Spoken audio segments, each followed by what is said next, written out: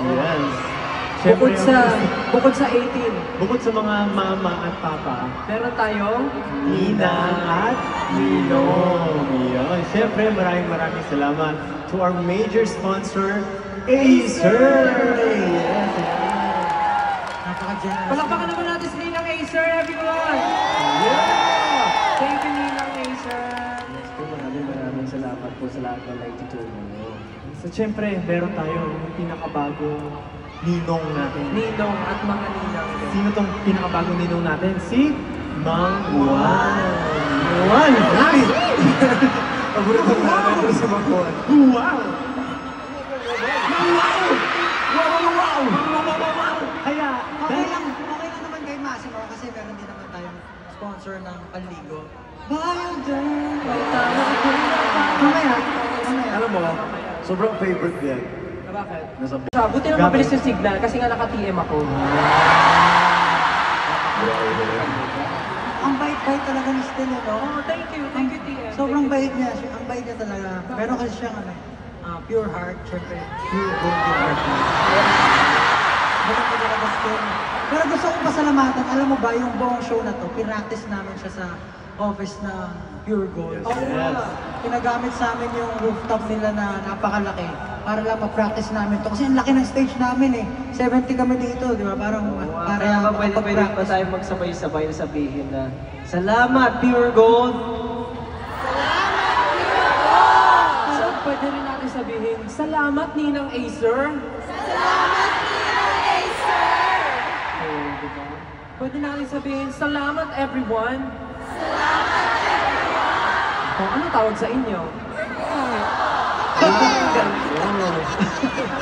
We share the same brain cells. Siyempre, hindi lang doon nagtatapos, pero din tayo mga official music partner, ang ninang din natin na Spotify. Thank you. Grabe yung effort. Nakakuha na ba kayo ng bala sa card? Thank you Spotify for this wonderful project, Balasa Card. And of course, our official airline partner, Philippine Airlines. Yung platform kanina sila yun. Ay, Philippine Airlines yun. Kaya pala pagtungtong ko, may nagsalita doon. Please fasten your seatbelt.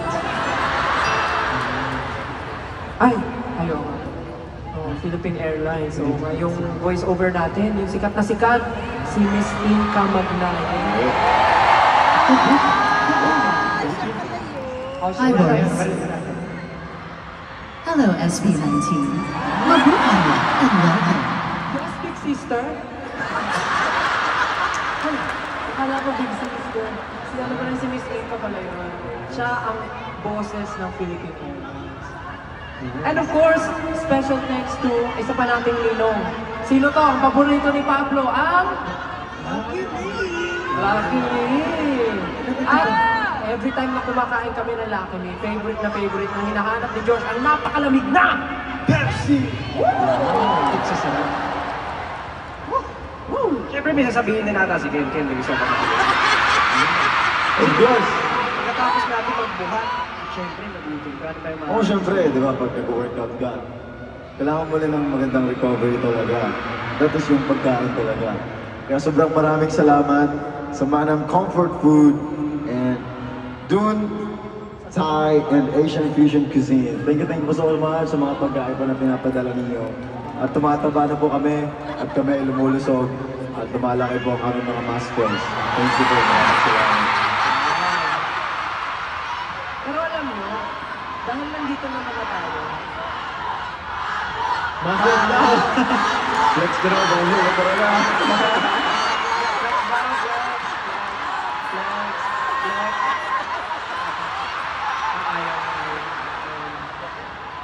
O, ito na lang.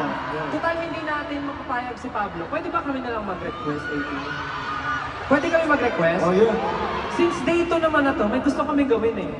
Yung umuuso ngayon, yung dance challenge sa TikTok, yung dungka, uso ata yun ngayon eh.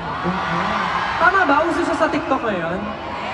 Pwede bang gawin natin yun na magkakasama dito sa Philippine Arena? Okay ba, 18? Okay ba yun? Doon ka. O, doon tayo.